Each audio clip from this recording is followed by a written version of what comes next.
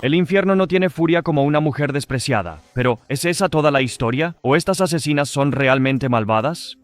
En este video, lo veremos por nosotros mismos mientras observamos las intensas reacciones de estas asesinas al escuchar la dura realidad de sus sentencias. Lo que se suponía que sería solo un robo de auto terminó en tragedia en Daytona, Florida. Keandrea Cook tenía 18 años cuando cometió un crimen que cambiaría su vida para siempre. Cook había estado saliendo con su novio, Kendrick Bass, durante un tiempo antes de que él le propusiera una oportunidad de negocio para ayudarlos a conseguir dinero más rápido. Cook aceptó esto y comenzaron a idear un plan. El 22 de marzo de 2017, Keandrea Cook entró en la aplicación social Meet Me y comenzó a hablar con Perry Nida, de 28 años. Cook luego atrajo a Perry desde Palm Coast hasta South Daytona con promesas de sexo y marihuana. Nida aceptó encontrarse con Cook y le dijo que ya iba en camino. Invitó a Emmanuel Purcell, de 18 años, a acompañarlo. Cuando llegaron al lugar, se encontraron con Cook como ella había prometido y ella se subió a la camioneta con Nida y Purcell. Después de que ella entró en la camioneta, Bass esperó un rato antes de saltar al asiento trasero con una pistola. Cuando Purcell se dio cuenta de esto, empujó a Bass, quien le disparó a Purcell antes de que él y Cook escaparan. Purcell sobrevivió y pronto habló con la policía sobre lo que había sucedido. 2 días después de que esto ocurriera, Cook y Bass se unieron para otro robo de auto. Fue en ese momento cuando Cook fue arrestada. Bass, por otro lado, huyó y logró evadir a la policía durante 10 meses. Mientras tanto, arrestaron a Keandrea y la acusaron bajo la impresión de que no sería enviada a la cárcel. Sin embargo, fue acusada de conspiración, robo de auto, intento de robo de auto con un arma mortal y agresión grave. El cargo de conspiración significaba que Keandrea podía ser sentenciada a cadena perpetua sin posibilidad de libertad condicional. Debido a una mala comunicación con su abogada, Keandrea y su madre estaban seguras de que no iría a prisión si aceptaba un acuerdo de culpabilidad. Su abogada le dijo que se declarara sin oposición para que se retirara el cargo de conspiración. Si se declaraba sin oposición como autora principal de robo de auto, con un arma mortal, autora principal de intento de robo de auto, con un arma mortal, y autora principal de agresión agravada con un arma mortal, recibiría libertad condicional y no iría a la cárcel, o al menos eso era lo que ella pensaba. Siguiendo el consejo de su abogada, Keandrea se declaró sin oposición y se presentó ante el tribunal creyendo que era solo un trámite. Keandrea y su madre quedaron impactadas cuando el juez de circuito Matt Foxman sentenció a Keandrea a 20 años de prisión con 20 años de libertad condicional que se cumplirían de manera concurrente con su tiempo en la cárcel. Al escuchar esto, Keandrea y su madre comenzaron a llorar y a gritar muy fuerte. Estas imágenes de la sala del tribunal se volvieron virales rápidamente y obtuvieron millones de visualizaciones por parte de los internautas. Muchas personas que leyeron la historia señalaron rápidamente que la culpa era del defensor público que inicialmente llevó su caso. Cook lloraba desconsoladamente antes de colapsar y ser sacada de la sala. Perdió el conocimiento. En la siguiente comparecencia, el juez Foxman permitió que Cook retirara su acuerdo de culpabilidad tras presentar una grabación donde su abogada le aseguraba que no iría a la cárcel.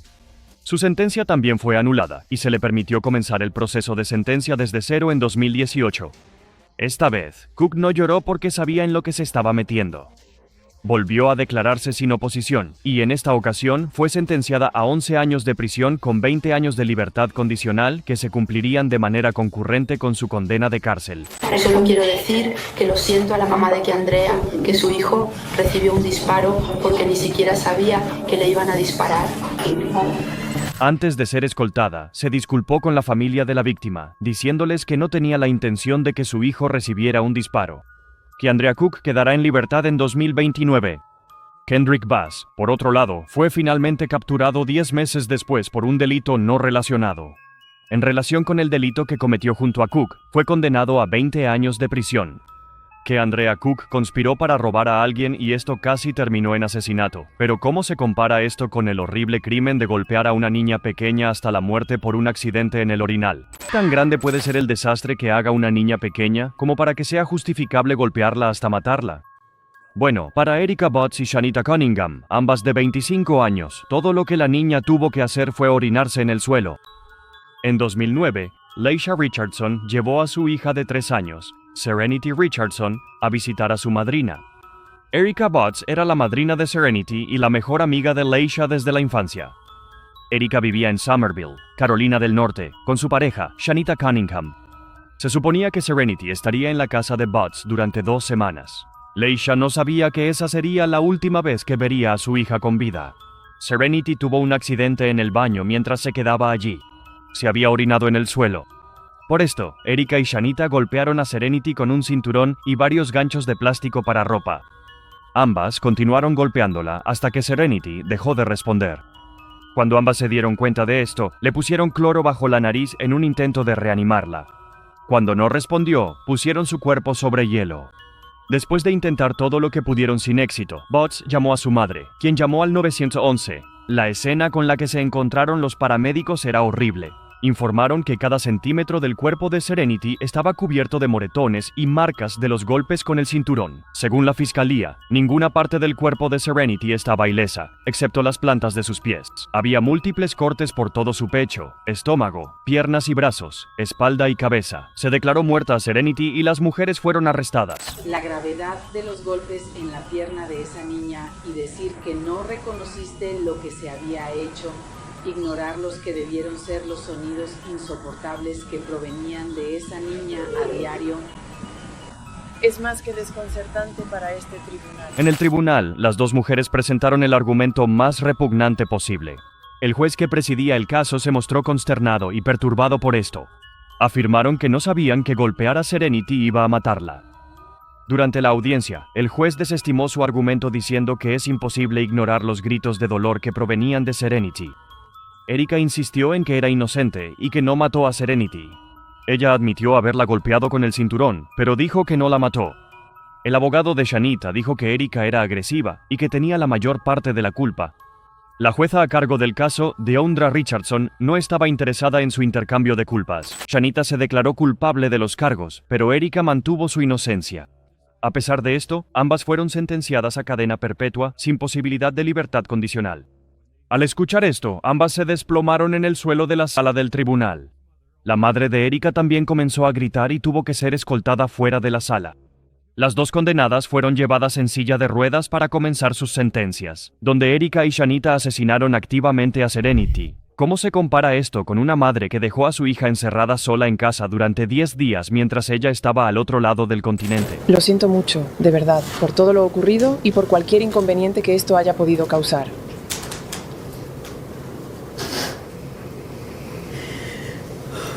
El condado de Cuyahoga, en Cleveland, Ohio, experimentó algo tan devastador que mucha gente no puede comprenderlo. La mujer que acabas de ver siendo sentenciada es Crystal Candelario, de 31 años. Crystal enfrenta cargos de asesinato agravado y de poner en peligro a menores. En junio de 2023, Crystal dejó a su hija de 16 meses en un corralito y salió por la puerta. Jaylin Candelario fue dejada con algunos biberones de leche en el corralito antes de que Crystal, su madre, se fuera de vacaciones durante 10 días a Puerto Rico. Crystal recorría las calles del Caribe con un amigo por la noche y disfrutaba de la playa soleada durante el día. Luego viajó a Detroit y pasó allí el resto de sus vacaciones. Todo esto mientras Jaylin Candelario luchaba por su último aliento tras una grave deshidratación y hambre. Los vecinos dijeron que podían escuchar a la niña gritando y llorando alrededor de la 1:00 de la madrugada después de que su madre se fue. Nadie acudió a su rescate. Candelario regresó el 16 de junio, 10 días después. Cuando entró a su casa, se encontró con una escena horrenda. El cuerpo sin vida de Jaylin estaba en el corralito. Había muerto sin que nadie la ayudara. Con pánico, Crystal llamó al 911. A pesar de estar en pánico, Crystal aún intentó ocultar su crimen. Así que en la autopsia examiné el cuerpo de una niña pequeña muy demacrada. En ese momento pesaba 13 libras. Al revisar los registros médicos, esto indicaba una pérdida de peso de aproximadamente 7 libras desde su última visita al médico, menos de 2 meses antes de eso. Antes de que los socorristas llegaran a la escena, Crystal vistió a Jaylin con un atuendo limpio, tratando de ocultar los horrores que la bebé había sufrido antes de morir. Jaylin estaba en un corral de juegos cubierto de orina y heces. Estaba gravemente deshidratada y se había encogido drásticamente. Sus ojos estaban hundidos, tenía los labios resecos y había desechos humanos en su boca y debajo de sus uñas. En el momento de su muerte, Jaylin pesaba 7 libras menos que 2 meses antes. Había perdido 7 libras debido al abandono, el hambre y la sed. Aunque supuestamente Crystal estaba llorando, su historia se vino abajo rápidamente y fue arrestada. Poco después, Crystal fue acusada de un cargo de asesinato agravado y un cargo de poner en peligro a un menor. Pero cuando empezamos a profundizar en la investigación, era algo más allá de lo horrible. Se reveló que la acusada, Crystal Candelario, sola y completamente desprotegida, para sufrir lo que escuché, fue la muerte más espantosa y terrible que uno pueda imaginar, una agonía indescriptible. Ahora estamos escuchando a la propia Crystal Candelario el día en que su hija fue declarada muerta. En su sentencia, los funcionarios de la ley no pudieron contener las lágrimas al relatar lo que Jaylin enfrentó en sus últimos días. La patóloga forense del caso intentó contener las lágrimas cuando dio su declaración. Se informó que dijo: el dolor y sufrimiento que ella soportó no duró solo horas, ni días, sino posiblemente hasta una semana. Esta sensación de abandono durante días, sumada al dolor del hambre y la sed extrema, es un tipo de sufrimiento que creo que ninguno de nosotros podría comprender completamente. La oficial de policía a cargo del caso no pudo contener las lágrimas cuando habló sobre lo que presenciaron. La sargento de policía Teresa Gómez lloró mientras le decía al tribunal que este era un caso que nunca olvidaría. A Crystal también se le dio la oportunidad de hablar y ella se disculpó por lo que había hecho. Habló a través de un intérprete y le dijo al tribunal que lo que hizo no fue intencional. Ella lo atribuyó a una enfermedad mental, en particular a la depresión y la ansiedad. Candelario estaba llorando mientras le decía al tribunal que nadie sabía por lo que estaba pasando. También dijo que el viaje fue por impulso. Dijo que simplemente había tomado una maleta que había sido empacada meses antes y salió de la casa sin mirar atrás. Después de que ella dijo lo que tenía que decir, el juez Brandon D. Sheehan reprendió a Crystal mientras le dictaba la sentencia. Dijo que, ya que ella encerró a Jaylin en una celda diminuta sin libertad hasta que murió, recibiría la misma condena. Finalmente, Crystal fue sentenciada a cadena perpetua sin posibilidad de libertad condicional. El caso de Crystal Candelario es similar al de Sarah Boone, solo que Sarah metió a su novio en una maleta y lo dejó allí para que muriera. ¿sentías miedo? Siempre. Si él hubiera salido de la maleta, ¿qué te habría hecho? Como solía decirme, probablemente me habría dejado irreconocible o habría perdido la vida. En febrero de 2020, George Torres, de 42 años, murió asfixiado después de que lo metieran en una maleta y la cerraran con cremallera. Su novia, también de 42 años, Sarah Boone, fue arrestada al día siguiente y acusada de asesinato en segundo grado. Antes de que George muriera, tenía antecedentes de ser violento con Sarah Boone. Fue arrestado más de 10 veces por agredir a Boone, pero cada vez Sarah pagaba su fianza.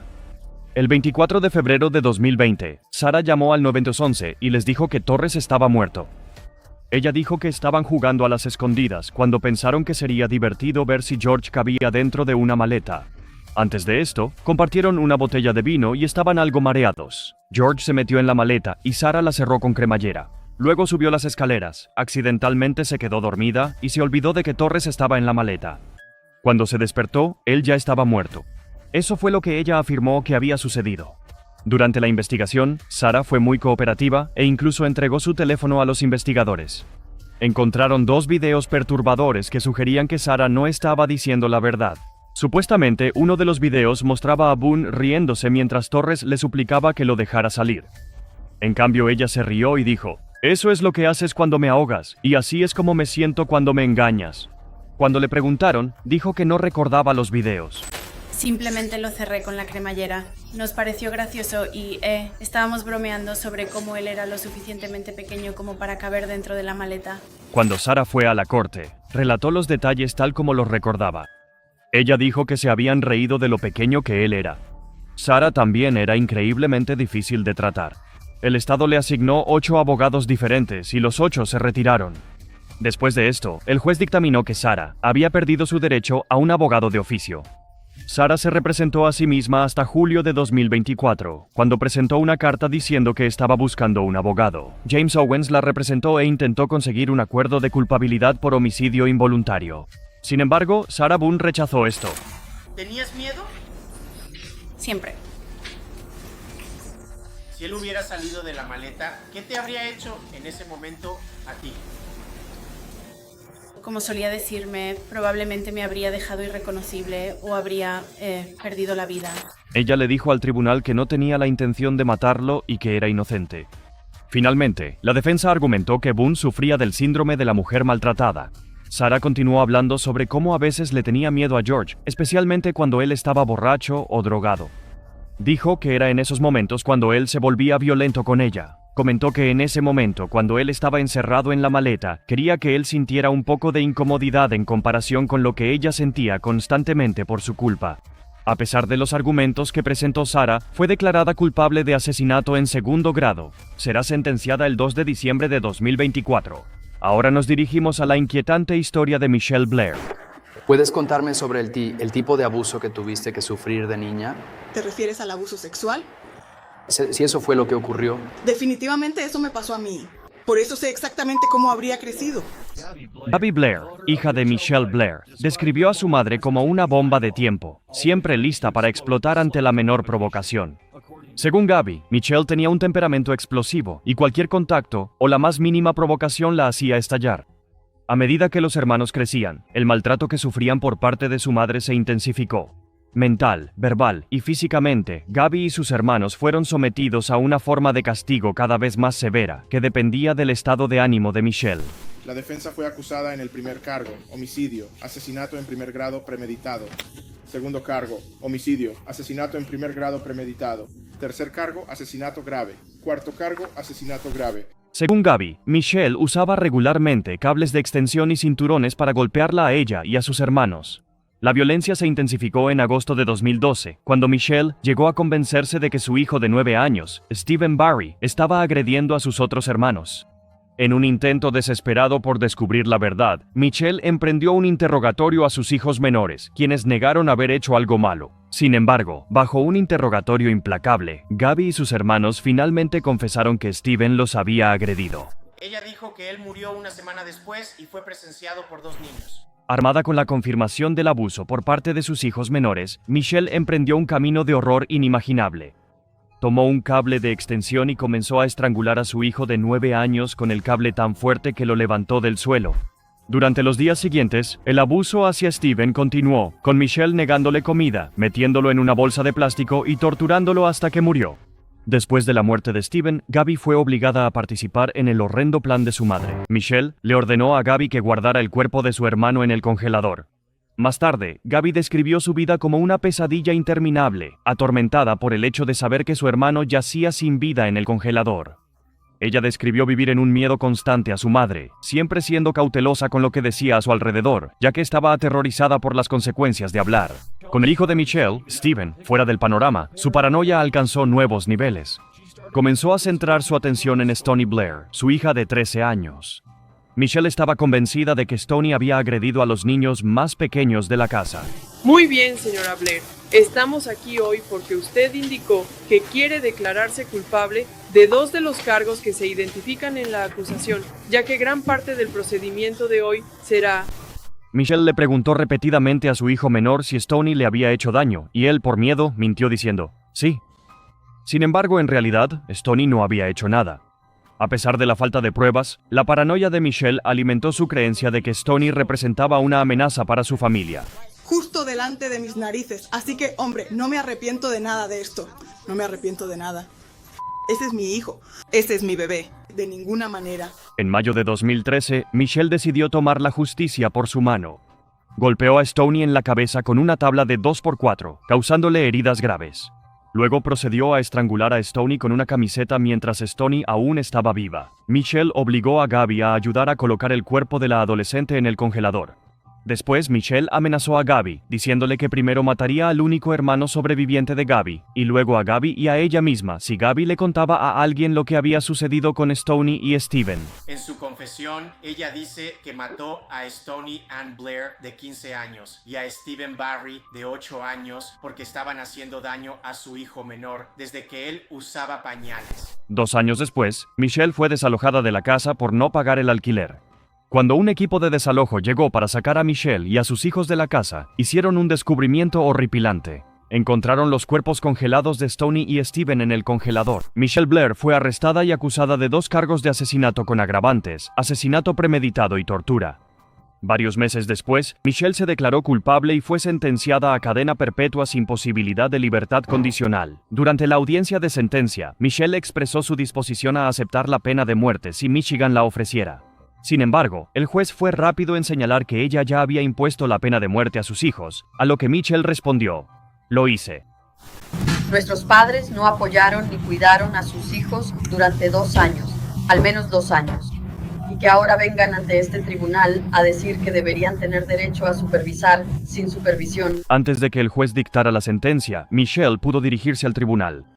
En lugar de asumir la responsabilidad por sus acciones, desvió la culpa hacia los padres de sus 4 hijos, alegando que no habían tenido ningún papel en sus vidas. Su defensa intentó mitigar las circunstancias de la condena de Michelle, destacando que tenía poca educación antes de convertirse en madre.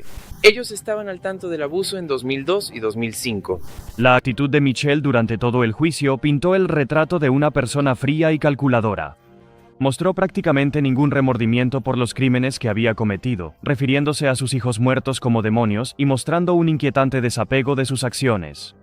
Al dirigirse al juez, Michelle afirmó sin disculparse que nunca había mentido sobre nada y que estaba perfectamente bien a su retorcida manera. Pasando de la perturbadora realidad del caso de Michelle Blair, ahora nos enfrentamos a la inquietante historia de Diana Lovejoy. Weldon McDavid, culpable del delito de conspiración para cometer asesinato. Diana Lovejoy, instructora de fitness y youtuber, tenía una relación tensa con su exmarido, Greg Mulvihill, mientras la pareja discutía por detalles relacionados con su polémico divorcio, incluida la custodia de su hijo pequeño. Lovejoy, nacida el 26 de octubre de 1972, había salido con Mulvihill durante 1 año, antes de que la pareja se casara en 2007. Sin embargo, el matrimonio enfrentó problemas desde el principio, ya que Lovejoy sufrió numerosos abortos espontáneos antes de finalmente tener un hijo. Y dentro de los 7 años de matrimonio, Lovejoy había solicitado el divorcio.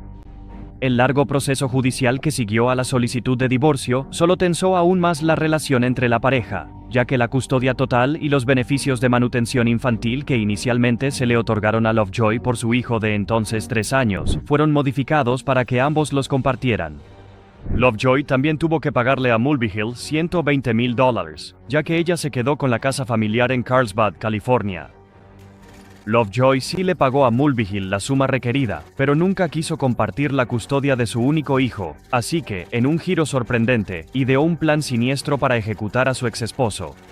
El 4 de septiembre de 2016, Mulvihill recibió una llamada de alguien que fingía ser un investigador privado y que lo amenazó con supuestas pruebas de su maltrato hacia su esposa, las cuales podrían ser usadas en su contra en la corte.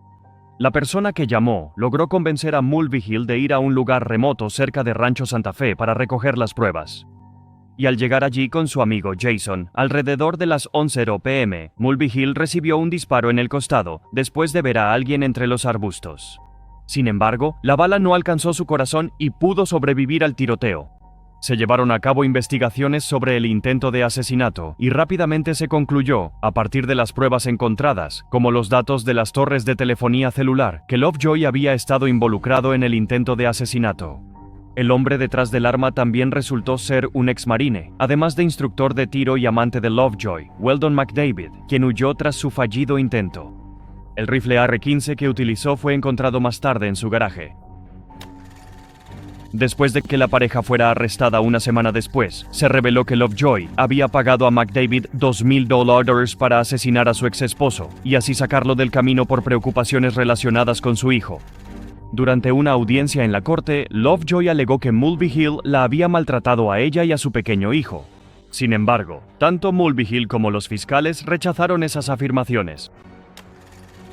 Los investigadores descubrieron imágenes de vigilancia de Lovejoy de menos de un mes antes del intento de asesinato, en las que compraba el teléfono desechable que McDavid había usado para llamar a Mulvihill en esa fatídica noche. Y el 13 de noviembre de 2016, un jurado declaró a Lovejoy y McDavid culpables de intento de asesinato y conspiración para cometer asesinato. Imágenes de video captadas en la sala del tribunal mostraron la reacción inesperada de Lovejoy cuando se pronunció el veredicto sobre sus cargos. Inmediatamente después de que se leyó el veredicto de culpabilidad, Lovejoy, quien había estado mirando fijamente al frente mientras estaba sentada junto a su abogada, de repente se desplomó y su cabeza golpeó el escritorio. Hubo murmullos de sorpresa y preocupación en la sala del tribunal, ya que parecía que Lovejoy había perdido el conocimiento. Los oficiales del tribunal tuvieron que apresurarse para acostarla en el suelo antes de que finalmente fuera llevada de urgencia al hospital, donde se confirmó que se había desmayado.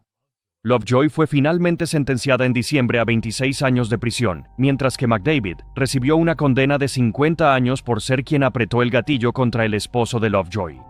Al dejar atrás la desgarradora historia de Diana Lovejoy, nos encontramos ahora ante el escalofriante caso de Camilla Gamet. En 2013, Camilla Gamet vivía con su novio de 38 años, Marcel Hill, en Jackson, Mississippi. La pareja tenía personalidades opuestas, ya que Marcel, quien sufría de múltiples discapacidades mentales y físicas, era descrito como un hombre amigable y de carácter infantil, y trabajaba en un local de comida rápida. Por otro lado, Gamet, quien tuvo una infancia difícil viviendo en 13 diferentes hogares de acogida, era conocida por consumir sustancias, tener una naturaleza abusiva y una tendencia a los arrebatos violentos. Gamet ya había sido arrestada anteriormente por agredir a un exnovio y llevó el mismo comportamiento abusivo a su relación con Hill, a quien solía intimidar y agredir seriamente. En una ocasión, Gamet apuñaló a Hill con un cuchillo y luego le cosió la herida. También le perforó un pulmón en otro incidente de agresión. Y en un tercer incidente, le golpeó en la cabeza con un martillo. En las 3 ocasiones, Hill decidió no denunciar a Gamet ante las autoridades y no viviría para lamentar su inacción. El 18 de mayo de 2013, Gamet y Hill se enfrascaron en una brutal pelea física, en la que, presa de la ira, Gamet violó absolutamente a Hill, golpeándolo y apuñalándolo varias veces con un cuchillo y una sartén hasta dejarlo inconsciente y abriendo el torso de su cadáver. Al escuchar el alboroto que provenía de su casa, un vecino llamó al 911 y cuando llegó la policía, se encontraron con una vivienda completamente desordenada. Los muebles habían sido destrozados. El cuchillo y la sartén, así como Gamet, estaban cubiertos de la sangre de Hill. Hill había sido apuñalado 11 veces, pero, sorprendentemente, Gamet no presentaba ninguna herida y solo arrastraba las palabras cuando la encontraron. Gamet fue arrestada rápidamente, pero afirmó ante las autoridades que había estado dormida en la sala cuando alguien la golpeó repetidamente en la cabeza, lo que la llevó a defenderse del atacante no identificado antes de darse cuenta finalmente de que se trataba de su novio. Durante la audiencia judicial en marzo de 2014, las afirmaciones de Gamet fueron fácilmente descartadas debido a las numerosas inconsistencias en su relato. El 16 de abril de 2014, Gamet fue declarada culpable de los cargos y sentenciada por un juez del circuito del condado de Jackson a cadena perpetua sin posibilidad de libertad condicional. Sin embargo, la reacción de Gamet ante la sentencia provocaría una serie de arrebatos en la corte, especialmente por parte del juez. Antes de que se pronunciara el veredicto, Gamet no mostró señales de remordimiento, limitándose a poner los ojos en blanco y reírse mientras la familia de Hill leía una emotiva carta dirigida a ella. El juez presidente reaccionó a esto diciendo que esperaba que Gamet muriera en prisión y que si Mississippi fuera un estado con pena de muerte, le habrían entregado la silla eléctrica. Justo cuando piensas que las acciones de Camilla Gamet son lo más oscuras posible, prepárate para Taylor Shabusines. La mujer que acabas de ver es Taylor Shabusines. El 23 de febrero de 2022, la cabeza desmembrada de un estadounidense de 24 años, llamado Shad Therion, fue encontrada en un balde por su madre en Green Bay, Wisconsin.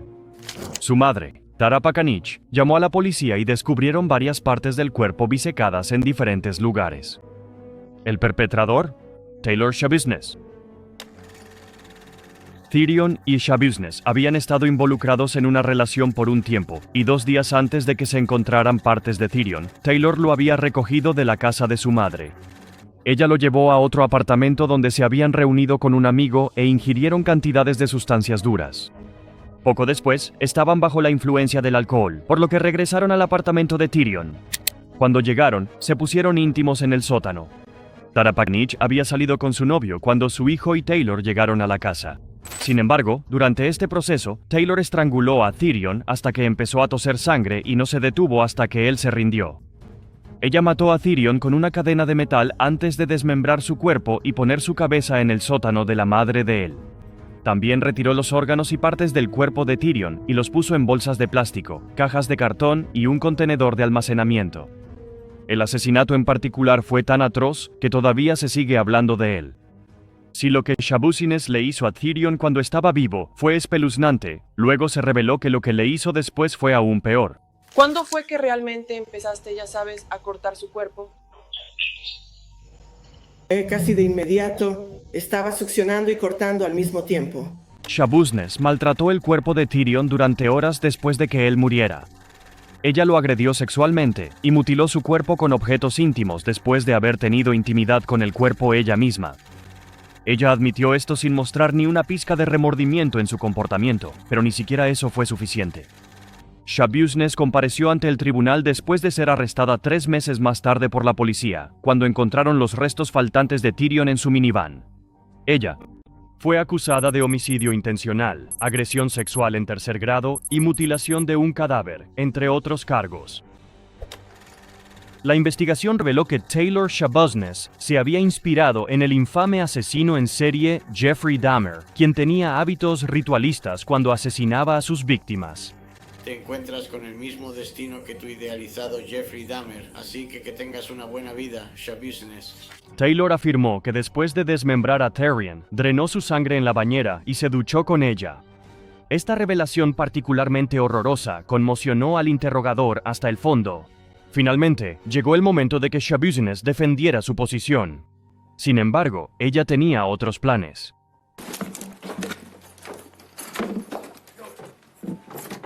Detener. Basta. Durante esta comparecencia ante el tribunal el 23 de febrero, Shabushines atacó repentinamente a su abogado, sorprendiendo a todos los que estaban en la sala del tribunal en ese momento. Le golpeó en la cara antes de que el abogado se defendiera por sí mismo y antes de que los oficiales en la sala intentaran someterla. 6 meses antes de esto, el 1 de septiembre de 2022, el abogado al que Shabushines atacó, Quinn Jolly, había presentado una declaración de no culpabilidad por demencia debido a la naturaleza de las acciones de Shabushines. Parecía que la razón por la que Taylor atacó a su abogada en primer lugar fue porque Quinn había solicitado que la fecha del juicio se pospusiera un poco.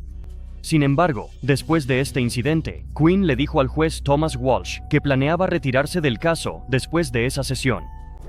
Tras este arrebato y el repentino ataque de Shabushines, en sus futuras apariciones en la corte, se le vio usando un protector bucal debido a sus acciones impredecibles.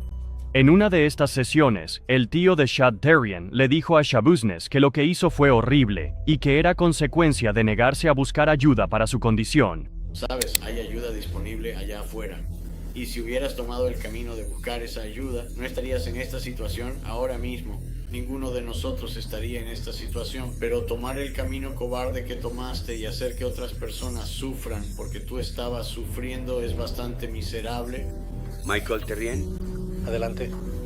Taylor, solo quería decirte que, te perdono por lo que le hiciste a mi hijo. Sí, tomaste una mala decisión y ahora tienes que vivir con eso, Y, como dije, te perdono y le voy a pedir a la jueza si puedes, ya sabes, si ella puede dejarte ver las calles de nuevo algún día, ¿sabes? Shabushines no mostró ningún remordimiento por nada de lo que había hecho y se la vio sonriendo con suficiencia en varias ocasiones. La jueza Walsh no consideró que esto fuera correcto ni permitido de ninguna manera, porque lo que hizo Taylor fue tan aterrador que la jueza dijo que ofendía la decencia humana. Al jurado le tomó solo 30 minutos decidir su veredicto y declararon a Shabushines culpable de todos los cargos. Aunque el nuevo abogado de Shabushines había insistido en una declaración de no culpabilidad por motivos de locura, el jurado dijo que el asesinato fue premeditado y calculado. Shabushines fue sentenciada a cadena perpetua sin posibilidad de libertad condicional y mostró poca o ninguna emoción mientras se le leía la sentencia. Ahora dirigimos nuestra atención a Shayna Hubers, una joven cuya tumultuosa relación terminó en un acto de violencia impactante. La llevó a dispararle a Ryan Poston hasta matarlo en 2012. Me rompió el cuello por la forma en que me sacudía la cabeza. Ryan Poston era un joven inteligente que se especializó en historia, geografía y ciencias políticas en la Universidad de Indiana antes de asistir a la Facultad de Derecho en la Universidad del Norte de Kentucky. Después de graduarse, Ryan se embarcó en una exitosa carrera como abogado en Cincinnati, Ohio. Durante esta fase, se cruzó con Shayna Hubers, una mujer de 20 años con quien inició una tumultuosa relación. Durante los siguientes 18 meses, Ryan y Shayna terminaron su relación casi una docena de veces.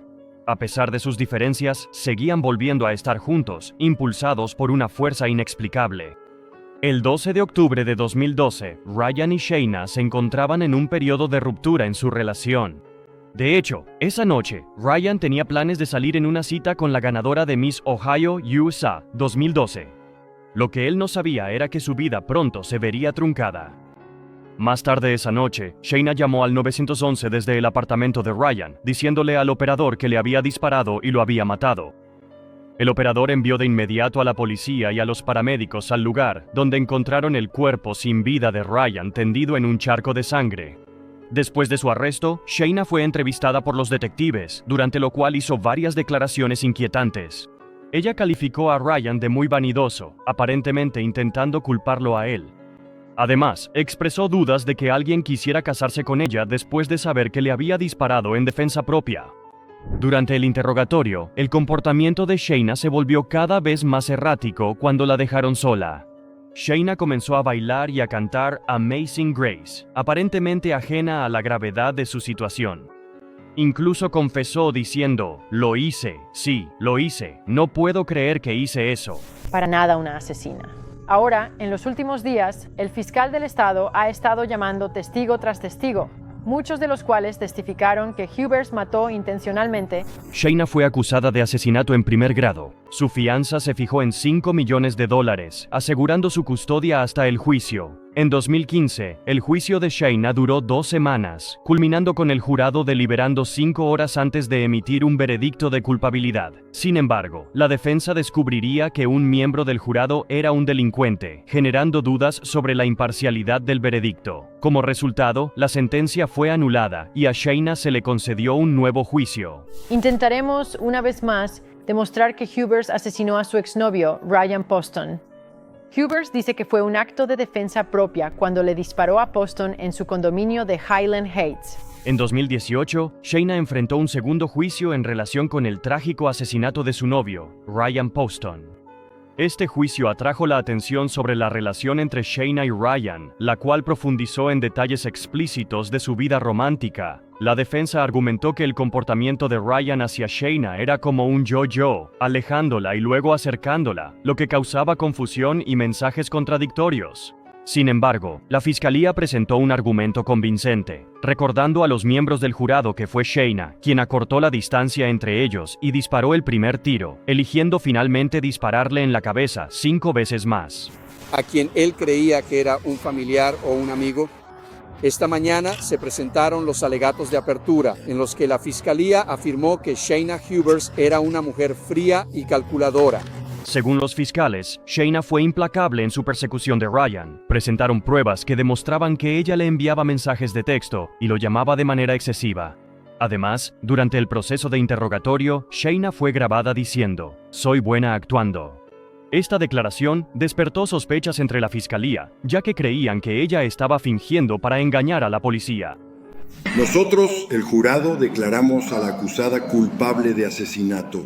Culpable. La mujer que le disparó a su novio porque él estaba a punto de dejarla por una concursante de Miss USA.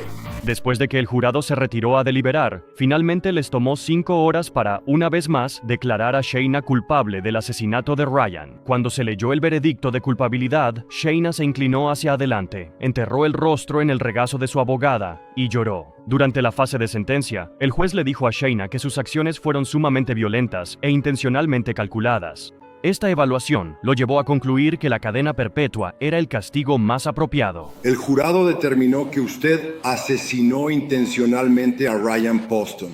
Usted tomó el arma del señor Poston de la mesa de la cocina y le disparó 6 veces. Mientras el juez Sala dictaba la sentencia, la sala del tribunal permaneció en silencio. Shayna mantuvo una expresión inexpresiva, aparentemente indiferente ante la gravedad de la situación. En un intento por influir en el juez, la abogada de Shayna solicitó la anulación del juicio. Sin embargo, el juez negó la moción. En el próximo caso, profundizaremos en la escalofriante historia de Dynelle Lane, una asesina que cometió un acto verdaderamente inimaginable. Ella solo ha hablado públicamente sobre lo que ocurrió aquel día de marzo una sola vez. Ella dijo que cuando Lane comenzó a atacarla, le dijo que la amaba, esperando que así se detuviera. Wilkins dice que Lane respondió, «Si me amas, me dejarás hacer esto».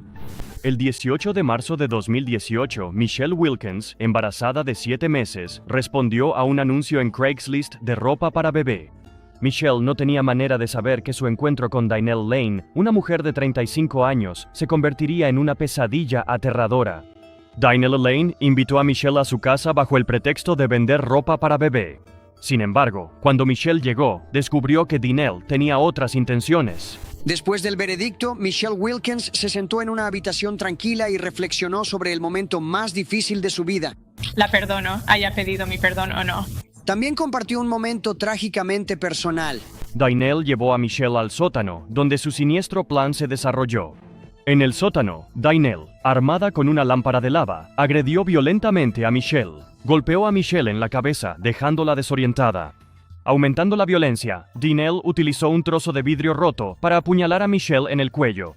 Con Michelle indefensa en el suelo, Dynelle, en un acto retorcido de violencia, le abrió el abdomen y extrajo a la bebé que aún no había nacido de su útero. Hice todas las cosas que, ya sabes, una madre querría hacer.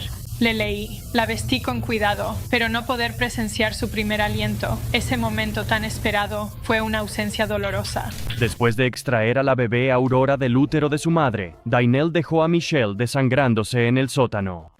El marido de Dynelle, David Ridley, llegó a casa del trabajo. Cuando llegó, encontró a Dynelle cubierta de sangre. Dynelle, en un estado de pánico, le dijo a David que había tenido un aborto espontáneo en la bañera de arriba. David y Dynelle llevaron a la bebé al hospital con la esperanza de salvarle la vida. Desafortunadamente, la bebé no sobrevivió. Para que quede claro en el registro, intentaré hacerte preguntas específicas y tú las responderás lo mejor que puedas. Entonces, ¿bajaste las escaleras con la acusada? Sí, lo hice. Milagrosamente, Michelle Wilkins sobrevivió al ataque y fue llevada al hospital. Cuando Michelle estaba recibiendo tratamiento, los médicos comenzaron a sospechar de la historia de Dynelle. Los médicos notaron que ella no mostraba signos de haber dado a luz recientemente, lo que los llevó a cuestionar su versión. Ahora, esta es una de esas preguntas de por qué. ¿Quién sabe por qué?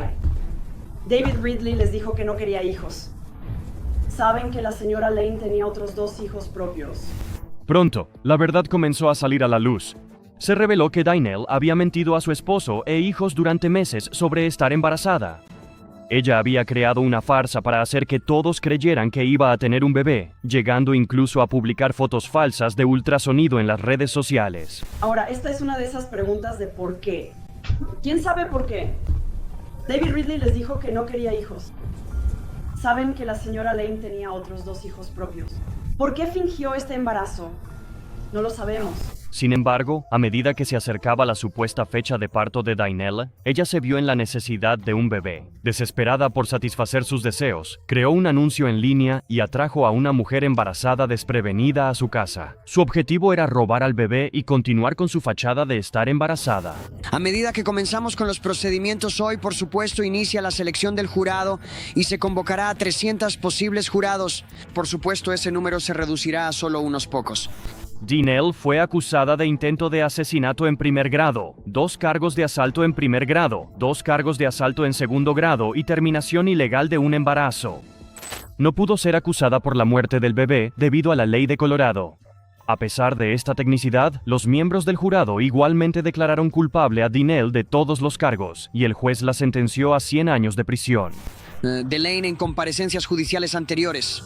Permanece bajo custodia en la cárcel del condado de Boulder con una fianza de $2 millones y si es declarada culpable... Durante el juicio, Dynelle mantuvo una actitud estoica, sin mostrar emoción mientras se exponían los detalles del caso. Al escuchar la sentencia del juez, Dynelle rompió en llanto. Uno de los momentos más impactantes del juicio ocurrió cuando se reprodujo para el jurado una grabación de una entrevista. En esta grabación, Dynelle afirmó que Michelle tenía el cuchillo durante el altercado. Aunque esta declaración fue refutada por otras pruebas, pareció provocar una reacción en Dynelle, ya que se la pudo ver llorando durante la reproducción. Aunque Dynel decidió no testificar, sus amigos y familiares sintieron profundamente el impacto emocional de su caso.